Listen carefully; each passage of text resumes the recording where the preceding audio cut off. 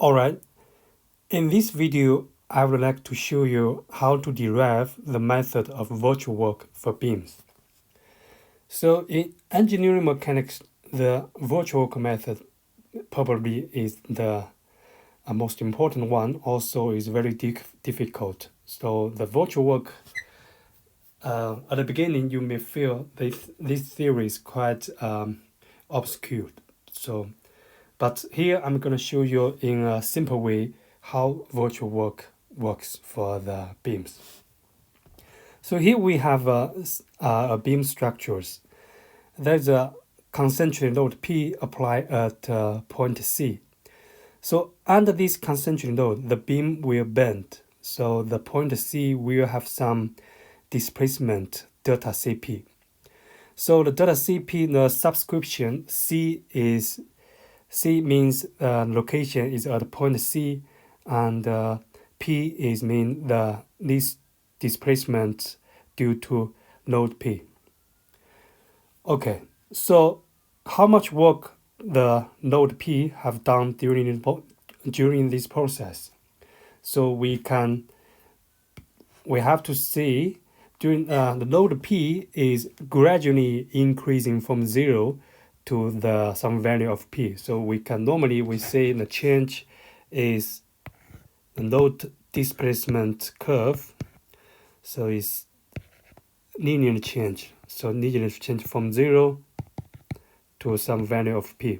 So the work done in this process is the W equal to just the area of this load displacement curve. So it's 1/2 P delta, because we assume this process is very slow. So the load is gradually increasing from 0 to the value of P.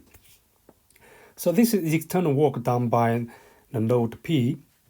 So because the beam bent, so there is a bending moment was introduced in this process. So if we just arbitrarily choose a very small segment shown here, so this small segment, if we see the small segment have a dimension is delta dx at a location at x. So this location from A to the segment is x. So on this segment, if we just draw over here, so draw in the exaggerate shape, so we see we have a bending moment due to this loading P, so it's MP shown here on this section. So because the beam bent, so this section will rotate along a very small angle d theta p. So because our loading process is very slow, the load is gradually linearly changing from 0 to P. So the bending moment, the loading process is also gradually change. So this M, this is theta. So gradually change from 0 to some value of MP. So the internal work done by this bending moment can be expressed by 1/2 MP times the rotation is d theta p. Okay, so this is the internal work. So the internal work is also can be expressed by the strain energy in the beam. Okay, so the d theta p can be expressed by dx. How it works? So as we know, because this rotation is very small, so we can see d theta p is equal to dy over dx. Okay, then d theta p over dx is equal to the second derivative of the y. So we got this. So d square y over dx square, based on the moment curvature equation, we know this is equal to mp over ei. So this part is moment curvature equation. So you probably have seen it before. So once we know this equation, we can express the d theta p equal to mp over ei times dx. So if we plug in this part over the back to this strain energy expression over here, so we got the strain energy on these small segments is equal to 1 over 2 mp square ei dx. So this is strain energy for the small segment dx. For the whole beam, the whole strain energy can be expressed by integration. So this strain energy U equal to integrate from 0 to L 1 over 2 mp square over ei dx. So this is strain energy stored in the beam during this process, the loading process. As we know, all the external work done by the node P store as a strain energy in the beam. So we know, based on the principle of conservation of energy, we know external work W equal to U. Okay, so we got the external work 1 over 2 P dot equal to U is 0 to L 1 over 2 mp square equal to ei dx. So we expressed this equation for the loading P loading process. So this equation. So the delta here is delta Cp, is just at the location of the point C. Okay. Once we got this, so now let's move the second loading scenario. So separately we apply a concentric node Q at point D. So similarly, we know the work done during this process is equal to 1 over 2 Q times the delta dq. Okay, so this is work done by the external node Q. And also we know the strain energy stored in the beam is the integration 0 to L. So we have mq. So this is the bending moment. So this is bending. Mq is the bending moment due to the external node Q over 2ei. Okay, square dx. So this is external work and strain energy stored in the beam. So we know W equal to U.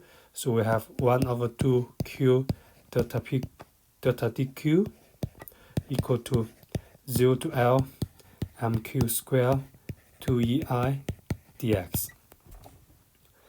So we have these two equations.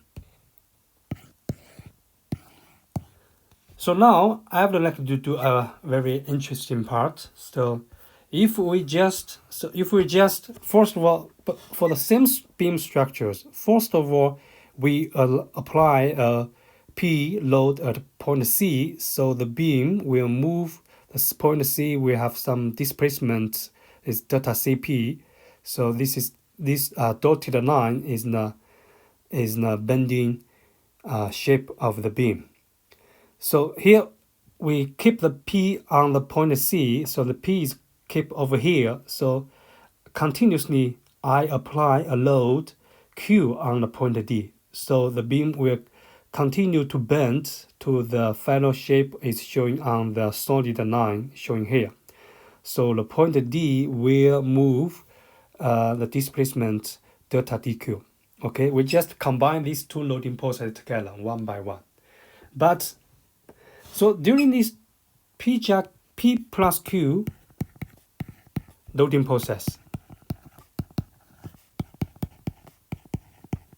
we find, so first of all P, so how much external work done by this P and Q? So first of all, we know P, when we apply the P, the external work is done 1 over 2 P times the movement or the displacement is delta Cp. So this is the work done by the P loading. We also know the Q also moved point D along the distance delta dq. So we know 1 over 2 Q delta dq. Okay, so we have two external work. So here's the question: is this two external work is the total work during this process? No, it's not the total work. So we have one more external work done by the loading. So what is that? So look here. So we know when we first we will apply P at point C. So we stop here, then we apply Q. So during the Q loading process, the point C also moved from this point to the final point. So also moved further distance delta CQ. Okay, so also move this further distance. Remember, our P loading is still over here. So the point C have a movement. That means the load P have done some work along this movement. So this work is P times delta CQ. Okay, remember the P is always over here. And the point C moved delta CQ induced due to the Q loading.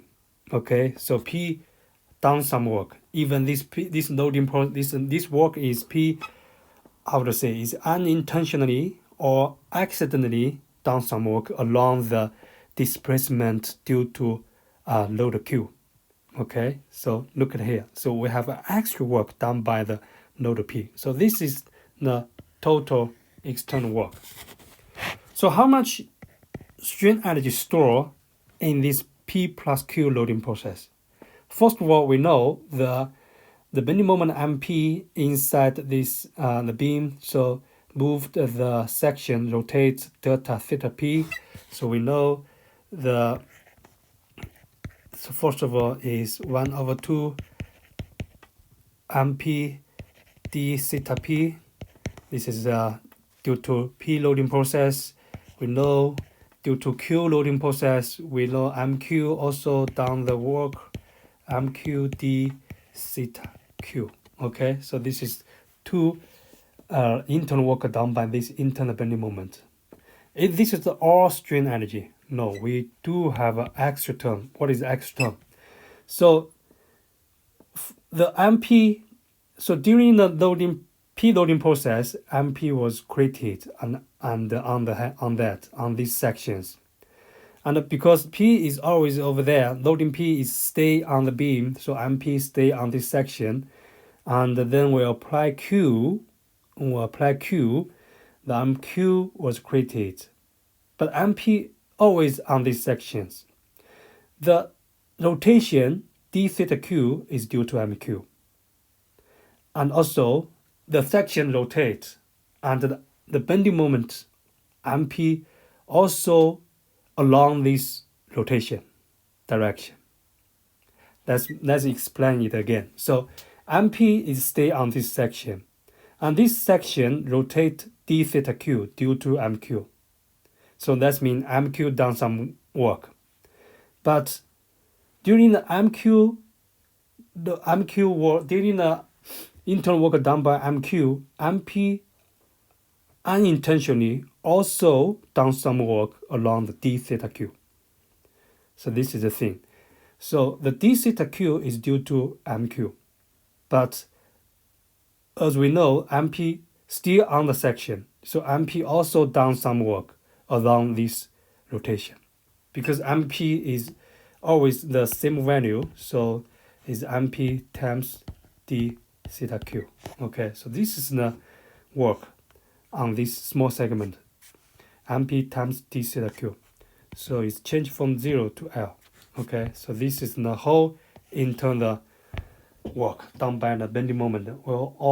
So also we call this strain energy in the beam. So let's look at that. So the third term is a tricky one. So MP always on the section, and the section rotates d theta Q, rotate some angle d theta Q. So this d theta Q is due to the bending moment MQ. But because the bending moment MP is on the section, so the bending moment MP done some work along d theta Q. So this is the thing. So as we know, so these two terms are equal to each other as we derived at the beginning. These two are also equal to each other. So then we have P dot CQ equal to 0 to L MP d theta Q. So if we go back to the at the beginning, we have derived the equation for the theta P or theta Q.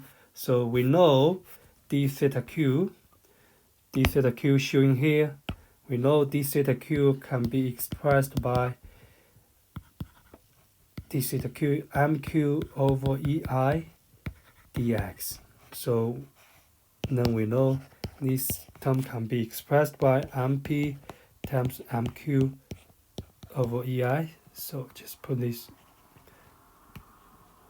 mq over EI dx. So I just put this equation over here. So we have a P dot CQ equal to mp mq EI dx. Okay, so this equation can help us to solve the beam bending deflection, how it works. So look at here.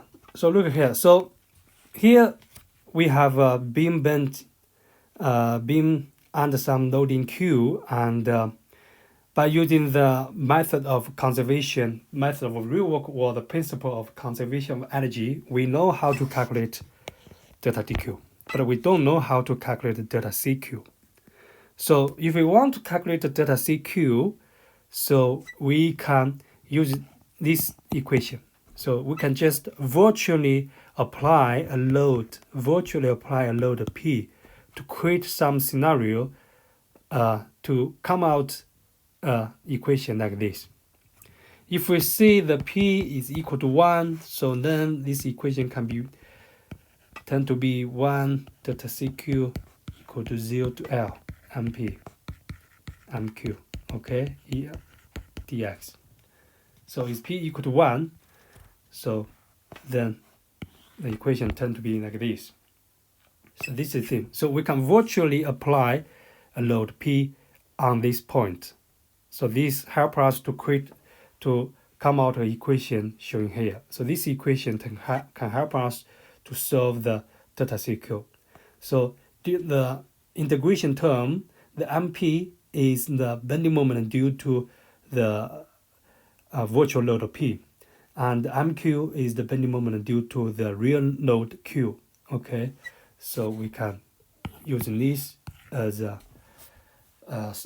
method to calculate the deflection. So we call this virtual work method because this node is a virtual node. So the virtual means is in effect but not in fact. It's just used as a auxiliary